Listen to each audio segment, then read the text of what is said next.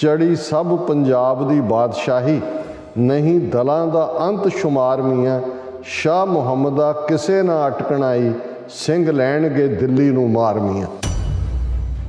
ਕੌਮ ਦੇ ਅਣਖੀ ਗੱਭਰੂਆਂ ਨੇ ਵਿਕਾਊ ਮਾਲ ਜਿਹੜੀ ਲੀਡਰਸ਼ਿਪ ਸਿੰਘੂ ਬਾਰਡਰ ਤੇ ਬੈਠੀ ਕਦੇ ਹਨੇਰਾ ਤੇ ਕਦੇ ਚਾਨਣ ਵਿਖਾ ਰਹੀ ਸੀ, ਉਹਨਾਂ ਨੂੰ ਜਿਹੜਾ ਉਹਨਾਂ ਦੀ ਔਕਾਤ ਦੱਸਦਿਆਂ ਲਾਲ ਕਿਲ੍ਹੇ ਤੱਕ ਪਹੁੰਚ ਕੇ ਲਾਲ ਕਿਲ੍ਹੇ ਦੇ ਉੱਤੇ ਜਿਹੜਾ ਉਹ ਆਪਣਾ ਕੇਸਰੀ ਪਰਚਮ ਲਹਿਰਾਇਆ। 26 ਜਨਵਰੀ 2021 ਨੂੰ ਇਹ ਯਾਦ ਦਹਾਨੀ ਹੋਏਗੀ ਕਿ ਜਿਵੇਂ 1783 ਦੇ ਵਿੱਚ ਸਰਦਾਰ ਬਘੇਲ ਸਿੰਘ ਔਰ 30,000 ਖਾਲਸਾ ਫੌਜ ਨੇ ਲਾਲ ਕਿਲ੍ਹੇ ਤੇ ਝੰਡਾ ਝੁਲਾਇਆ ਸੀ, ਇਵੇਂ ਹੀ ਸਾਡੇ ਗੱਭਰੂ ਜੁਗਰਾਜ ਸਿੰਘ ਨੇ ਜਿਹੜਾ 26 ਜਨਵਰੀ 2021 ਨੂੰ ਲਾਲ ਕਿਲ੍ਹੇ ਦੇ ਉੱਤੇ ਕੇਸਰੀ ਪਰਚਮ ਝੁਲਾਇਆ। ਕੌਮਾਂ ਨੂੰ ਕੋਈ ਕੱਢ ਉਹੀ ਸਕਦਾ ਹੈ ਕਿਸੇ ਮੁਸੀਬਤ ਦੇ ਵੇਲੇ 'ਚੋਂ ਜਿਹਦੇ ਕੋਲ ਵਿਜ਼ਨ ਹੋਏ। ਸਾਡੀ ਲੀਡਰਸ਼ਿਪ ਜਿਹੜੀ ਹੈ ਉਹ ਕਾਂਗਰਸ ਦੀ ਇਸ ਪਹਿਲ ਦੇ ਥੱਲੇ ਦੇਖ ਹੀ ਨਹੀਂ ਸਕੀ ਕਿ ਸਾਹਮਣੇ ਕੀ ਹੋਏਗਾ ਔਰ ਕੀ ਫਿਊਚਰ ਹੋਏਗਾ ਕੌਮ ਦਾ। ਉਹਨਾਂ ਦੇ ਵਾਅਦਿਆਂ ਲਾਰਿਆਂ, ਉਹਨਾਂ ਦੇ ਪ੍ਰੋਮਿਸਿਸ, ਉਹਨਾਂ ਦੇ ਰੈਜ਼ੋਲੂਸ਼ਨਸ ਦੇ ਉੱਤੇ ਇਤਬਾਰ ਕਰਕੇ ਉਹਨਾਂ ਨੇ ਆਪਣੀ ਕਿਸਮਤ ਭਾਰਤ ਦੇ ਨਾਲ ਜੋੜੀ।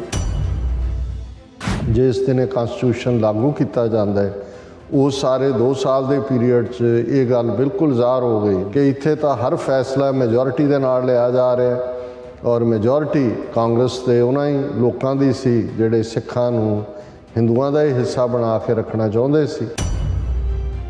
ਸਿੱਖ ਲੀਡਰਸ਼ਿਪ ਨੇ, ਅਕਾਲੀ ਲੀਡਰਸ਼ਿਪ ਜਿਹਨੇ 47 ਦੇ ਵਿੱਚ ਧੋਖਾ ਖਾਧਾ, ਇਸ ਵਾਰ ਉਹਨਾਂ ਨੇ ਸਿੱਖ ਕੌਮ ਨੂੰ ਵਾਰਨ ਕੀਤਾ ਕਿ ਭਾਈ ਇਹ ਸਾਡੇ ਨਾਲ ਵੱਡਾ ਧੋਖਾ ਹੈ, ਇਹ ਸਿੱਖਾਂ ਨਾਲ ਕੀਤਾ ਗਿਆ ਵਿਸਾਖਾਤ ਹੈ, ਸਿੱਖਾਂ ਨਾਲ ਕੀਤਾ ਗਿਆ ਧੋਖਾ ਹੈ, ਸਿੱਖਾਂ ਨਾਲ ਕੀਤੇ ਗਏ ਇਕਰਾਰਾਂ ਤੋਂ ਮੁਨਕਰ ਹੋਣਾ ਔਰ ਅਸੀਂ ਇਸ ਸੰਵਿਧਾਨ ਨੂੰ ਨਕਾਰਦੇ ਹਾਂ। ਜੂਨ ਦੇ ਪਹਿਲੇ ਹਫ਼ਤੇ 1984 'ਚ ਟੈਂਕਾਂ ਤੋਪਾਂ ਨਾਲ ਹਮਲੇ ਤੋਂ ਬਾਅਦ ਜਿਹੜੀ ਸਿੱਖਾਂ ਦੇ ਖਿਲਾਫ ਟੋਟਲ ਵਾਰ ਦੀ ਡੈਕਲੇਰੇਸ਼ਨ ਸੀ, 29 ਅਪ੍ਰੈਲ 1986 ਨੂੰ ਆਜ਼ਾਦ ਦੇਸ਼ ਖਾਲਿਸਤਾਨ ਦਾ ਐਲਾਨਨਾਮਾ ਜਾਰੀ ਕਰਦੀ ਹੈ, ਡੈਕਲੇਰੇਸ਼ਨ ਆਫ ਇੰਡੀਪੈਂਡੈਂਸ, ਜਿਹਦੇ ਮੁੱਢਲੇ ਇਹ ਲਫ਼ਜ਼ ਨੇ ਕਿ ਅੱਜ ਤੋਂ ਖਾਲਸੇ ਦਾ ਆਪਣਾ ਘਰ ਖਾਲਿਸਤਾਨ ਹੋਵੇਗਾ। ਇੱਕ ਅੰਦਾਜ਼ੇ ਮੁਤਾਬਕ 1.5 ਲੱਖ ਤੋਂ ਜ਼ਿਆਦਾ ਕੌਮ ਦੇ ਸਿੰਘਾਂ ਸਿੰਘਣੀਆਂ ਨੇ ਆਪਣੇ ਸਰੀਰਾਂ ਦੇ ਨਜ਼ਰਾਨੇ ਇਸ ਆਜ਼ਾਦੀ ਨੂੰ ਹਾਸਲ ਕਰਨ ਦੇ ਲਈ, ਖਾਲਿਸਤਾਨ ਦੀ ਲਿਬਰੇਸ਼ਨ ਦੇ ਲਈ ਭੇਟ ਕੀਤੇ ਨੇ। ਵਾਹਿਗੁਰੂ ਜੀ ਕਾ ਖਾਲਸਾ, ਵਾਹਿਗੁਰੂ ਜੀ ਕੀ ਫਤਿਹ। ਅਸਲਾਮ ਵਾਲੇਕਮ, ਆਦਾਬਰਜ਼। ਮੈਂ ਤੁਹਾਡੀ ਹੋਸਟ ਆ ਨੀਲਮ ਕੌਰ ਤੇ ਮੈਂ TV84 ਦੇ ਸਾਰੇ ਦਰਸ਼ਕਾਂ ਤੇ ਸਰੋਤਿਆਂ ਨੂੰ ਜੀ ਆਇਆਂ ਕਹਿੰਦੀ ਆ ਪ੍ਰੋਗਰਾਮ ਸੱਚੋ ਸੱਚ ਵਿੱਚ, ਜਿਹੜੇ ਇਸ ਪ੍ਰੋਗਰਾਮ ਨਾਲ ਦੇਸ਼ਾਂ ਵਿਦੇਸ਼ਾਂ ਤੋਂ ਜੁੜ ਚੁੱਕੇ ਨੇ। ਖਾਲਸਾਨਾ ਅਫੇਅਰ ਸੈਂਟਰ ਦੇ ਸੰਚਾਲਕ ਡਾਕਟਰ ਅਮਰਜੀਤ ਸਿੰਘ ਜੁਲਸਾਨੀ ਤਰ੍ਹਾਂ ਸਟੂਡੀਓ 'ਚ ਮੇਰੇ ਨਾਲ ਮੌਜੂਦ ਨੇ। ਉਹਨਾਂ ਨਾਲ ਗੱਲਬਾਤ ਕਰਕੇ ਅੱਜ ਦੇ ਐਮਿਸ਼ੂਸ ਉੱਪਰ ਉਹਨਾਂ ਦਾ ਤਬਸਰਾ ਜਾਣਦੇ ਹਾਂ। ਜੀ ਡਾਕਟਰ ਸਾਹਿਬ, ਵਾਹਿਗੁਰੂ ਜੀ ਕਾ ਖਾਲਸਾ, ਵਾਹਿਗੁਰੂ ਜੀ ਕੀ ਫਤਿਹ। ਹਾਂਜੀ ਨੀਲਮ ਕੌਰ ਜੀ, ਤੁਹਾਨੂੰ ਵੀ ਤੇ ਦੁਨੀਆ ਭਰ 'ਚ ਬੈਠੇ ਸਾਡੇ ਬਹੁਤ ਹੀ ਪਿਆਰੇ, ਸੋਹਣੇ, ਸਿਆਣੇ TV84 ਦੇ ਦਰਸ਼ਕਾਂ ਨੂੰ ਵੀ ਵਾਹਿਗੁਰੂ ਜੀ ਕਾ ਖਾਲਸਾ, ਵਾਹਿਗੁਰੂ ਜੀ ਕੀ ਫਤਿਹ। ਤੇ ਸਾਡੇ ਬਹੁਤ ਹੀ ਪਿਆਰੇ ਮੁਸਲਮਾਨ ਭੈਣਾਂ ਭਰਾਵਾਂ ਨੂੰ अस्सलाम वालेकुम। जी डॉक्टर साहब, जी आनू प्रोग्राम सचो सच विच बहुत शुक्रिया जी। डॉक्टर साहब, आज 25 जनवरी 2022 13 माघ नानक शाही संमत 553 ਦਾ ਦਿਨ ਹੈ ਤੇ ਡਾਕਟਰ ਸਾਹਿਬ ਪ੍ਰੋਗਰਾਮ ਸ਼ੁਰੂ ਕਰਨ ਤੋਂ ਪਹਿਲਾਂ ਅਸੀਂ ਦਰਸ਼ਕਾਂ ਤੇ ਸਰੋਤਿਆਂ ਨੂੰ ਹਮੇਸ਼ਾ ਤਰ੍ਹਾਂ ਦੱਸਦੇ ਵਿਊਅਰਸ ਜੇ ਤੁਸੀਂ ਹੱਕ ਸੱਚ ਇਨਸਾਫ ਤੇ ਪੈਰਾ ਦਿਨ ਦਾ ਇੱਕੋ ਇੱਕ ਚੈਨਲ TV84 ਨੂੰ ਦੇਖਣਾ ਚਾਹੁੰਦੇ ਹੋ ਤਾਂ ਤੁਸੀਂ ਦੇਖ ਸਕਦੇ ਹੋ Spectrum cable, RCN cable, Bell Fibe cable Canada, roku, Jadoo box, Oshawa, Facebook TV84 ਦੀ ਐਪ ਰਾਹੀਂ online streaming and IP box ਤੇ ਤੁਸੀਂ TV84 ਨੂੰ ਦੇਖ ਸਕਦੇ ਹੋ। ਵਿਊਅਰਸ, ਜੇ ਤੁਸੀਂ TV84 ਨਾਲ ਪ੍ਰੋਗਰਾਮ ਸੱਚੋ ਸੱਚ ਨਾਲ ਫੇਸਬੁੱਕ ਰਾਹੀਂ ਜੁੜੇ ਹੋ ਤਾਂ ਇਸ ਨੂੰ ਵੱਧ ਤੋਂ ਵੱਧ ਲਾਈਕ ਕਰੋ ਤੇ ਸ਼ੇਅਰ ਕਰੋ ਅਤੇ ਨਾਲ ਹੀ YouTube ਤੇ ਸਬਸਕ੍ਰਾਈਬ ਵੀ ਕਰੋ। ਇਹ ਵੀ ਦੱਸ ਦਿਓ ਕਿ ਤੁਸੀਂ TV84 ਦੀ ਐਪ ਨੂੰ ਐਂਡਰੋਇਡ ਐਂਡ ਐਪ ਸਟੋਰ ਤੇ ਡਾਊਨਲੋਡ ਕਰਕੇ ਜੋ TV84 ਦੀ ਲਾਈਵ ਸਟ੍ਰੀਮ ਹੈ ਇਸ ਨੂੰ ਤੁਸੀਂ 24 ਆਵਰਸ ਦੇਖ ਸਕਦੇ ਹੋ। ਵਿਊਅਰਸ, ਹੁਣ ਅਸੀਂ ਆਪਣੇ ਪ੍ਰੋਗਰਾਮ ਦੀ ਸ਼ੁਰੂਆਤ ਕਰਨ ਜਾ ਰਹੇ ਹਾਂ। ਪ੍ਰੋਗਰਾਮ ਦੇ ਸ਼ੁਰੂ ਦੇ ਵਿੱਚ ਆਪਾਂ ਤੁਹਾਨੂੰ ਦੱਸ ਦਈਏ ਕਿ ਅੱਜ ਦੇ ਪ੍ਰੋਗਰਾਮ ਸੱਚੋ ਸੱਚ ਨੂੰ ਸਪਾਂਸਰ ਕੀਤਾ ਗਿਆ ਹੈ ਟੋਰਾਂਟੋ ਤੋਂ ਵੀਰ ਭੁਪਿੰਦਰ ਸਿੰਘ ਜੁਰਾ ਵੱਲੋਂ। ਸੋ ਉਹਨਾਂ ਨੇ TV84 ਵੱਲੋਂ ਸਿਰਜੇ ਜਾ ਰਹੇ ਪੰਥਕ ਨੈਰੇਟਿਵ ਦੀ ਸ਼ਲਾਘਾ ਕੀਤੀ ਹੈ ਅਤੇ ਡਾਕਟਰ ਅਮਰਜੀਤ ਸਿੰਘ ਦਾ ਤਹਿ ਦਿਲ ਤੋਂ ਧੰਨਵਾਦ ਕੀਤਾ ਹੈ ਔਰ ਇਹਨਾਂ ਕਿਹਾ ਹੈ ਕਿ ਅੱਜ ਸਾਨੂੰ ਅਹਿਸਾਸ ਨਹੀਂ ਹੈ ਕਿ ਕਿਵੇਂ ਮੀਡੀਆ ਰਾਹੀਂ ਪੰਜਾਬ ਦੇ ਮੁੱਦਿਆਂ ਨੂੰ ਦਰਕਿਨਾਰ ਕੀਤਾ ਜਾਂਦਾ ਹੈ ਅਤੇ ਪ੍ਰੋਪੇਗੈਂਡਾ ਜਿਹੜਾ ਉਹ ਕੀਤਾ ਜਾਂਦਾ ਹੈ ਅਤੇ TV84 ਉਹ ਮੁੱਦੇ ਚੁੱਕ ਰਿਹਾ ਹੈ ਜਿਨ੍ਹਾਂ ਦੀ ਕੌਮੀ ਅਹਿਮੀਅਤ ਹੈ ਅਤੇ ਸਰਕਾਰੀ ਪ੍ਰੋਪੇਗੈਂਡੇ ਤੇ ਸਿੱਧੀ ਚੋਟ ਕੀਤੀ ਜਾ ਰਹੀ ਹੈ। ਸੋ ਇਹ ਆਵਾਜ਼ ਹੋਰ ਮਜ਼ਬੂਤ ਹੋਣੀ ਚਾਹੀਦੀ ਹੈ ਤਾਂ ਜੋ ਪ੍ਰੋਫੈਸਰ ਭੁੱਲਰ ਵਾਂਗ ਹੋਰ ਮਸਲੇ ਚੱਕੇ ਜਾ ਸਕਣ। ਸੋ ਟੀਵੀ 84 ਦੀ ਹਰ ਪੱਖੋਂ ਮਦਦ ਕਰੋ। ਅੱਜ ਦੀ ਸਪਾਂਸਰਸ਼ਿਪ ਲਈ ਅਸੀਂ ਸਰਦਾਰ ਭੁਪਿੰਦਰ ਸਿੰਘ ਜੀ ਹੋਰਾਂ ਦਾ ਤਹਿ ਦਿਲ ਤੋਂ ਧੰਨਵਾਦ ਕਰਦੇ ਹਾਂ। ਤੁਹਾਨੂੰ ਵੀ ਅਪੀਲ ਕਰਦੇ ਹਾਂ ਕਿ ਤੁਸੀਂ ਵੀ ਵੱਧ ਤੋਂ ਵੱਧ ਪ੍ਰੋਗਰਾਮ ਸੱਚੋ ਸੱਚ ਨੂੰ ਸਪਾਂਸਰ ਕਰੋ। ਸਪਾਂਸਰਸ਼ਿਪ ਲਈ ਤੁਸੀਂ ਸਾਨੂੰ ਸਾਡੇ ਫੋਨ ਨੰਬਰ ਤੇ ਕਾਲ ਕਰ ਸਕਦੇ ਹੋ 5166199984। ਤੁਸੀਂ ਸੇਮ ਨੰਬਰ ਤੇ WhatsApp ਕਰ ਸਕਦੇ ਹੋ। ਤੁਸੀਂ ਸਾਨੂੰ ਈਮੇਲ ਵੀ ਕਰ ਸਕਦੇ ਹੋ info@tv84.tv ਤੇ। ਵਿਊਅਰਸ, ਪਹਿਲੇ ਸੈਗਮੈਂਟ ਦੇ ਵਿੱਚ ਆਪਾਂ ਗੱਲਬਾਤ ਕਰਨ ਜਾ ਰਹੇ ਹਾਂ ਕਿ ਭਾਰਤ ਵਿੱਚ 73ਵਾਂ ਜਿਹੜਾ ਰਿਪਬਲਿਕ ਡੇ ਹੈ ਉਹ ਬੜੇ ਸ਼ਾਨੋ ਸ਼ੌਕਤ ਨਾਲ ਮਨਾਇਆ ਜਾ ਰਿਹਾ ਹੈ ਔਰ ਇਸ ਮੌਕੇ ਤੇ ਜਿਹੜੀ ਭਾਰਤੀ ਹਾਕਮਾਂ ਵੱਲੋਂ ਦੇਸ਼ਾਂ ਵਿਦੇਸ਼ਾਂ ਦੇ ਵਿੱਚ ਜਿਹੜੀਆਂ ਐਮਬੈਸੀਆਂ ਨੇ ਅਤੇ ਕੌਂਸਲੇਟਾਂ ਦੇ ਉੱਪਰ ਨਾ ਜਿਹੜੇ ਤਿਰੰਗਾ ਝੰਡਾ ਹੈ ਉਹ ਲਹਿਰਾਇਆ ਜਾਏਗਾ। ਸੋ ਸਿੱਖ ਕੌਮ ਲਈ ਇਹ ਜਿਹੜਾ ਧੋਖਾ ਦਿਵਸ ਹੈ ਅਤੇ ਇਸ ਨੂੰ ਦੁਨੀਆ ਭਰ ਦੇ ਵਿੱਚ ਸਿੱਖ ਕਾਲੇ ਦਿਵਸ ਵਜੋਂ ਰੋਸ ਵਿਖਾਵਿਆਂ ਅਤੇ ਖਾਲਿਸਤਾਨੀ ਝੰਡੇ ਲਹਿਰਾਉਣ ਨਾਲ ਮਨਾਉਣਗੇ। ਸੋ ਭਾਰਤ ਦੇ ਇਸ ਅਖੌਤੀ ਰਿਪਬਲਿਕ ਡੇ ਬਾਰੇ ਆਪਾਂ ਗੱਲਬਾਤ ਕਰਨ ਜਾ ਰਹੇ ਹਾਂ। ਸੋ ਅਸੀਂ ਚਾਹਾਂਗੇ ਕਿ ਤੁਸੀਂ ਇਸੇ ਤਰ੍ਹਾਂ ਬਣੇ ਰਹਿਣਾ। ਦੇਖਣ ਸੁਣ ਲਈ ਤੁਹਾਡਾ ਸਭ ਦਾ ਬਹੁਤ ਬਹੁਤ ਸ਼ੁਕਰੀਆ ਜੀ। ਡਾਕਟਰ ਸਾਹਿਬ ਕੀ ਕਹਿਣਾ ਚਾਹੋਗੇ? ਦੇਖੋ, ਸਭ ਤੋਂ ਪਹਿਲਾਂ ਤਾਂ ਅਸੀਂ ਅੱਜ ਦੇ ਪ੍ਰੋਗਰਾਮ ਨੂੰ ਸਪਾਂਸਰ ਕਰਨ ਲਈ ਵੀਰ ਭੁਪਿੰਦਰ ਸਿੰਘ ਟੋਰਾਂਟੋ ਨਿਵਾਸੀ ਉਹਨਾਂ ਦਾ ਸ਼ੁਕਰੀਆ ਅਦਾ ਕਰਦੇ ਹਾਂ ਜੀ। ਇਹ ਸਾਡੇ ਬਹੁਤ ਹੀ ਪਿਆਰੇ ਕਿਰਤੀ ਗੁਰਸਿੱਖ ਵੀਰ ਨੇ ਔਰ ਇਸ ਗੱਲ ਦੀ ਸਾਨੂੰ ਖੁਸ਼ੀ ਔਰ ਤਸੱਲੀ ਹੁੰਦੀ ਹੈ ਜਦੋਂ ਕਿ ਅਸੀਂ ਦੇਖਦੇ ਹਾਂ ਕਿ ਬੇਸ਼ੱਕ ਇੱਕ ਸਾਡਾ ਵੱਡਾ ਧਨਾੜ ਤਬਕਾ ਜਿਨ੍ਹਾਂ ਨੇ ਅੱਖਾਂ ਬੰਦ ਕੀਤੀਆਂ ਹੋਈਆਂ ਨੇ ਜਾਂ ਜਿਸ ਨੂੰ ਕਹਿੰਦੇ ਨੇ ਕਿ ਸੁੱਤੇ ਨਹੀਂ ਨੇ, ਲੇਕਿਨ ਇਹ ਡਰਾਮਾ ਕਰ ਰਹੇ ਨੇ ਕਿ ਉਹ ਸੁੱਤੇ ਹੋਏ ਨੇ ਔਰ ਇਹਦੇ ਲਈ ਲਫ਼ਜ਼ ਬੇਈਮਾਨ ਹੀ ਕਿਹਾ ਜਾ ਸਕਦਾ ਕਿ ਉਹਨਾਂ ਨੇ ਕੌਮ ਵੱਲ ਪਿੱਠ ਕੀਤੀ ਹੋਈ ਹੈ। ਉੱਥੇ ਸਾਡੇ ਇਹੀ ਕਿਰਤੀ ਵੀਰ ਭੈਣਾਂ ਔਰ ਜਿਵੇਂ ਵੀਰ ਅਵਤਾਰ ਸਿੰਘ ਦੁਰਗ ਦਾ ਕੇਸ ਸਾਹਮਣੇ ਆਇਆ ਕਿ ਭਾਈ ਉਹਨਾਂ ਦਾ ਘਰ ਕਿਵੇਂ ਨਿਲਾਮ ਹੋਣ ਜਾ ਰਿਹਾ ਔਰ ਬੈਂਕ ਨੇ ਜਿਹੜਾ ਉਹ ਕਰ ਦੇਣਾ ਸੀ ਕੁਛ ਦਿਨਾਂ 'ਚ ਔਰ ਕਿਵੇਂ ਜਿਹੜਾ ਟੈਲੀ ਕਾਨਫਰੰਸ ਰਾਹੀਂ ਜਿਹੜੇ ਬਹੁਤ ਸਾਰੇ ਵੀਰ ਭੈਣਾਂ ਜੁੜੇ ਔਰ ਉਹਨਾਂ ਨੇ ਕੁਛ ਘੰਟਿਆਂ ਦੇ ਵਿੱਚ ਹੀ ਜਿਹੜਾ $80,000 ਦੇ ਨੇੜੇ ਇਕੱਠਾ ਕਰ ਦਿੱਤਾ ਔਰ ਉਹਦੇ 'ਚ ਵੀ ਵੀਰ ਸਤਨਾਮ ਸਿੰਘ ਮੈਨੂੰ ਦੱਸ ਰਹੇ ਸੀ ਕਿ ਭਾਈ ਜਿਹੜੇ ਸਭ ਤੋਂ ਅੱਗੇ ਕੰਟਰੀਬਿਊਟ ਕਰਨ ਲਈ ਆਏ ਉਹੀ ਸੀ ਜਿਹੜੇ ਆਪ ਕਿਰਤੀ ਗੁਰਸਿੱਖ ਨੇ, ਜਿਹੜੇ ਥੋੜ੍ਹੇ ਬਹੁਤ ਸਰਦੇ ਨੇ। ਉਹਨਾਂ ਦਾ ਤਾਂ ਇਹ ਕਹਿਣਾ ਸੀ ਕੋਈ ਨਹੀਂ, ਜਿਹੜੀ ਘਾਟਵਾਦ ਹੈ ਸਾਨੂੰ ਦੱਸ ਦਿਓ, ਅਸੀਂ ਆਪ ਹੀ ਪੂਰੀ ਕਰ ਦਿਆਂਗੇ। ਸੋ ਜ਼ਾਹਰ ਹੈ ਕਿ ਵੀ ਸਾਰੇ 'ਚ ਜਦੋਂ ਇੱਕ ਵਾਰ ਇਹ ਇੱਕ ਜੋਸ਼ ਦੀ ਲਹਿਰ ਉੱਠਦੀ ਹੈ ਤੇ ਇਹ ਸਿੱਖੀ ਦੀਆਂ ਜੜ੍ਹਾਂ ਕਿਰਤ ਦੇ ਨਾਲ ਜੁੜੀਆਂ ਹੋਈਆਂ ਨੇ ਔਰ ਮੈਂ ਅਕਸਰ ਇਹ ਕਹਿੰਦਾ ਕਿ ਸਿੱਖੀ ਦੀ ਨਹੀਂ, ਗੁਰੂ ਨਾਨਕ ਸਾਹਿਬ ਨੇ ਭਾਈ ਲਾਲੋ ਦੀ ਕੋਧਰੇ ਦੀ ਰੋਟੀ ਖਾ ਕੇ ਰੱਖੀ ਹੋਈ ਹੈ।